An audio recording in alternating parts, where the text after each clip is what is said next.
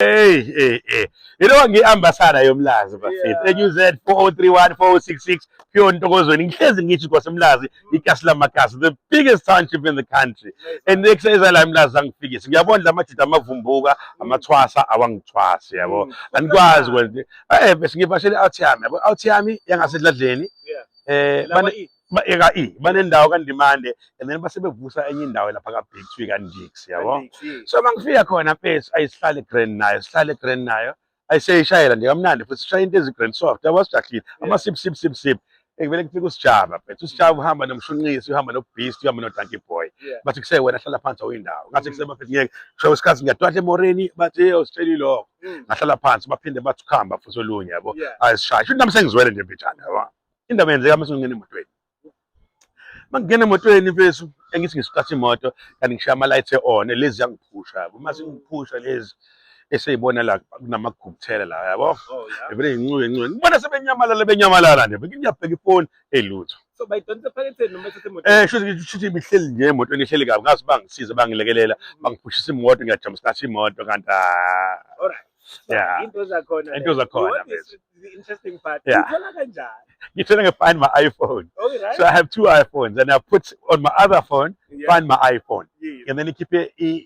your address i-location yala ifone yami so i-iPhone iyakutshela ivele sound siren ithi wow le phone le intshontshiwe umnikazi wayo naye number yakhe mfonele yabo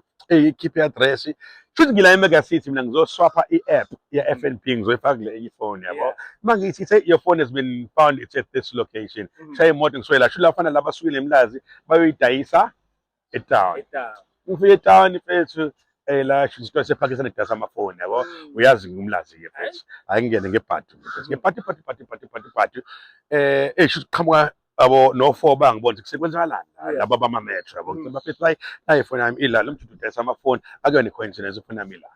mfethu cha yonke isiphezulu elutho mfethu alemjide even la kule address kuyilodge la phezulu nangabe samsekhona hamba namaphoyisa yabo sesumkhosi ke manje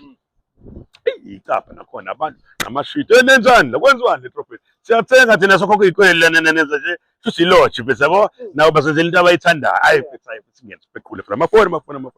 sibuye ngikulo mpethu bafethu hayi ngase siyithola ifoni kodwa ngiyazi ukuthi la isakhomba ukuthi la namanje ifoni yabo lo mfethu uzokwenza isilimo ngicela abafethu yoba nama-document senze ngomthetho ngihashake mina ngibize ezamsize la lo mfethu uzokhipha ifoni yabo uthe umfowabo mezwa leyo nto nawe ePakistan vele ayekeni ngeSpakistan umazi ukuthi utheni kodwa usene ngqum bese hayi mfethu cela nyobheka ifoni nangale hayi sibuya khona nje athi akhona enye entrance ngala second floor babalekela uJesinzi so basipela phela bawu-8 eroomini ngayodwa ndika-1 basithi hey bona amafoni amadoda phezu kwetafula wonke umuntu amafoni vele angizange uvonge umlilo yabo ngiyabela ngezandla kanje bona bayabona indlela engize ngakhona ukuthi kusengisitofu kakhulu yabo next room third room naba labafowethu abawu-9 kanje kusebe abafowethu asizile ukuzwala kodwa mina ufuna ukulwa sizola ready for him cela amafoni wonke umuntu khipha amafoni imaqaqaqa nayo ifoni yakho ibhaliwe nokubhaliwe kade isho nesiren bathi abayazi umuntu uyishila asazoyikhanda ngithi ifephi lo moyibuya le phone ngithe mangifela ngithe I want my phone give me my phone no questions asked I'll just simply walk away watch what I'm going to do ngithatha ifoni I walk away finish kanjalo namanje sebelahle nesim card yami mfethu labo sinayi